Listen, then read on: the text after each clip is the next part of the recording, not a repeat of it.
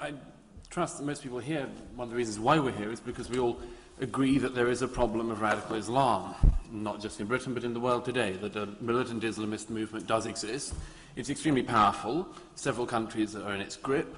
It's growing, and it's growing in presence not only in individual countries but in the UN and in communities in this country. It is real, it has a real presence, and it shouldn't be ignored.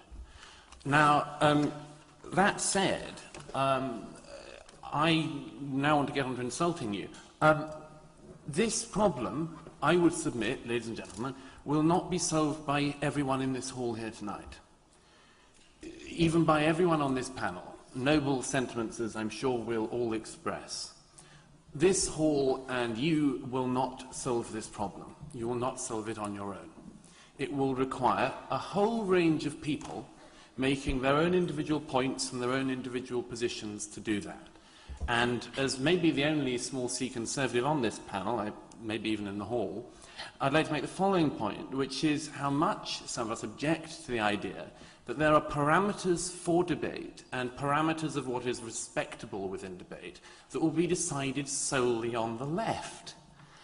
There are all sorts of criteria that can be applied to your own personal judgment of what you think is right and wrong. But this debate will have to be had a lot more frankly if we're going to win it. The first thing I'd say is this.